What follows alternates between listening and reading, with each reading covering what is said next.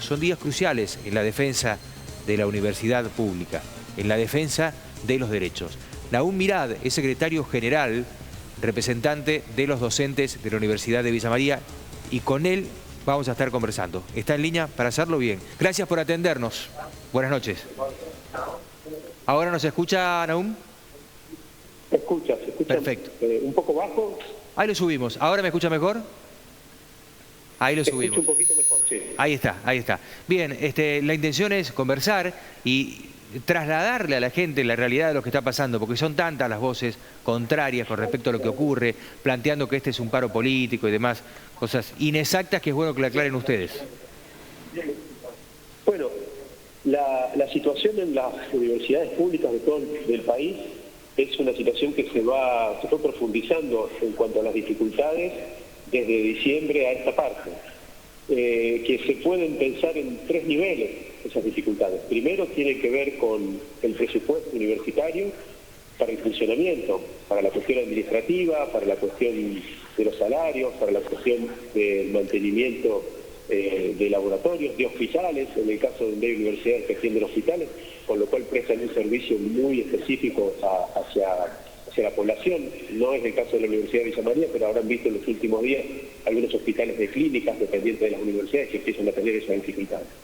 Un recorte de presupuesto que es inédito en la historia de la universidad, ya que es menos de un 25% de lo que necesitan las universidades para funcionar este año, de acuerdo a la proyección inflacionaria, pero no solo a la proyección, sino a la inflación que se fue conociendo mes a mes. Hay universidades que están al borde de dejar de funcionar, otras aguantan un poquito más, pero están ahí en ese límite. Universidades como la de Villa María no pueden pagar la electricidad, por ejemplo. Hay universidades que dejaron de usar ascensores, de habilitar el uso de ascensores, etcétera, etcétera. O sea, ese es un primer paso, un primer punto. Un segundo punto tiene que ver con los salarios de docentes, no docentes, investigadores, con las distintas personas que trabajamos en las universidades. En general, hay una caída de un 50% del poder adquisitivo de los salarios, de nuestros salarios, desde diciembre a esta parte. Si uno lo compara incluso con otras áreas del Estado Nacional, es el sector que los salarios cayeron más que en el resto de los sectores. O sea, es más profundo ese recorte salarial. Y además con una actitud de una negociación paritaria prácticamente simulada, donde se va definiendo por una de las partes, es decir, por la patronal, por el Estado Nacional, cuánto es el incremento. Para que tengamos una noción, el último mes, con una caída del 50% acumulada, decíamos de diciembre a esta parte, el último mes se nos ofreció 8 puntos, 8%, que es aún por debajo de la inflación del último mes, teniendo en cuenta todo lo que se viene perdiendo. Y hay un tercer frente que es el nivel de hostilidades que hay hacia la universidad. Hay una denostación que esto ya venía desde la campaña de la actual presidencia, del actual gobierno, de desconocer el rol de la universidad pública, de desconocer el rol de la ciencia, de la investigación, el rol estratégico, el rol fundamental que tiene en un país que tiene sus fenómenos, que está además hacer una lista inmensa de logros científicos que hay en el campo de la energía atómica, en el campo de la biología, en el campo de la medicina, en campos incluso que tienen que ver con las ciencias sociales y que incluso tienen que ver con la cultura y las artes, porque las universidades intervienen con mucha fuerza en ese espacio, desconociendo ese rol. Pero además con ninguneos, por llamarlo de alguna manera, o denostaciones a ese rol, a tal punto de que no hay hoy una interlocución entre el gobierno nacional clara con respecto al sistema universitario. Muy difícil sentarse a hablar, explicar los motivos, explicar las situaciones. No hay una... Entonces, en esos tres ejes uno puede entender cómo esa relación se ha ido deteriorando y de alguna manera esta marcha que va a ocurrir mañana, que es un punto en un conjunto de acciones que se vienen realizando de visibilización, de pedidos, de gremios que hemos intentado soltarnos en los espacios paritarios correspondientes, de rectores y rectoras de los referentes de las distintas universidades que han buscado alternativas. Bueno, se llega a este punto de una marcha que efectivamente va a ser multitudinaria porque la población entiende que no es solo un tema salarial, que no es solo un tema de la estructura universitaria, sino que la universidad es un valor que tenemos como argentinos y argentinos. Le hago una consulta más. Usted como gremialista me dice de que en principio no tiene interlocutor, o sea que es difícil hablar.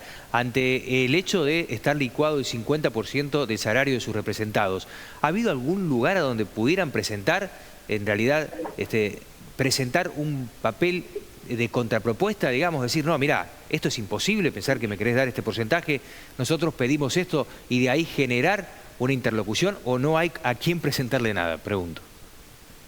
Sí, hay una mesa paritaria donde las federaciones que representan a los distintos gremios, en nuestro caso es FEDUM, pero también está CONAU, Ciudad Histórica, FACDUC, que representan al gremio docente de las universidades de la UTN, el gremio no docente. Ese espacio se compone por federaciones que representan a nuestros gremios de base, a nuestras afiliados y afiliadas, en la paritaria nacional. Todas las paritarias nacionales, que es una mesa de negociación que se reúne cada tanto para tratar de ajustar los salarios a la inflación, han fracasado. Porque primero no se llamaban, no se reconocía como un espacio, después se llamó tarde, en febrero, marzo, hace 2 meses, ofreciendo de manera unilateral, primero el 6%, que fue rechazado en el caso de los docentes el mes pasado, y ahora el 8%, que nuevamente es rechazado, porque evidentemente no alcanza. O sea que sí hay una interlocución natural, pero es una interlocución que no tiene la capacidad, porque entendemos que es la línea que se baja, ¿no? De establecer un acuerdo. Claro, de resolverlo. Ahora, nosotros entendemos que hay una estrategia de asfixia, tanto en el presupuesto como en el tema salarial, que estará buscando no sé qué situación, que las universidades se autoajusten, no alcanzamos a entender con toda claridad. Es bastante inexplicable qué es lo que se busca, si es un colapso, el cierre, porque es esa la situación en la que efectivamente están estas universidades, y entendemos que eso es lo que el mensaje que se va a poner mañana sobre la mesa. Que de alguna manera esta actividad de mañana ha llevado a que en estos últimos días se haya tematizado el tema. Ustedes verán todos los canales, todos los medios de comunicación, cualquiera sea su ubicación en el arco político, conceptual, ideológico, han tematizado y han difundido la situación. Nahún, la última, ¿qué está sucediendo con los docentes que usted representa? Porque sabemos que hay otro riesgo grande, que es que emigren, en realidad que se vayan de las universidades públicas, porque hay muchos casos que tienen que viajar y por allí ni siquiera les conviene con los números que están parados de hoy y cobrando prácticamente la mitad de la plata que cobraban el año pasado. Por lo tanto, esa posibilidad de grandes profesores, realmente que las diferentes universidades tienen la oportunidad de tenerlos para la formación, que esta gente deje de dictar clases en las universidades públicas, ¿es un riesgo? Sí, lo que usted menciona, Héctor, es clave. En una universidad como Villa María, que tiene además sedes en Córdoba, en Villa del Rosario, en San Francisco, además de su campus y sus instalaciones en la ciudad de Villa María, tiene aproximadamente la mitad de los docentes o investigadores que viajamos para poder realizar esas tareas.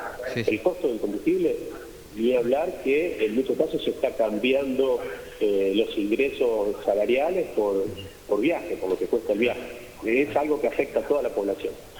Y eso es una cuestión que se han puesto algunos planes de contingencia, como por ejemplo buscar la manera de algunas clases dictarlas a distancia, bueno, generar algún sistema de hibridez como una forma de contingencia, de anormalidad, asumir la posibilidad de que los estudiantes puedan seguir trabajando, pero bueno, eso es un factor crítico que está al límite.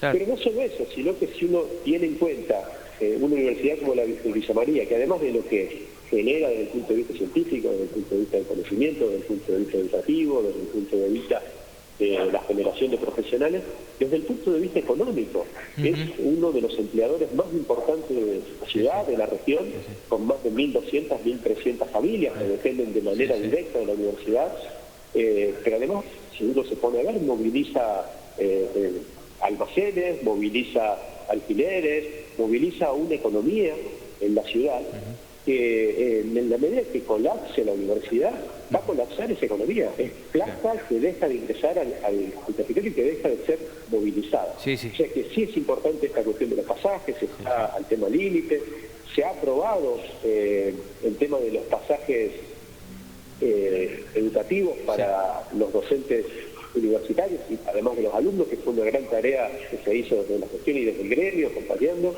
De todas formas, eso no alcanza a cubrir el 100% de esas necesidades, y el impacto económico va mucho más allá de los salarios y de la actividad docente. Se expande hacia una ciudad, hacia una región.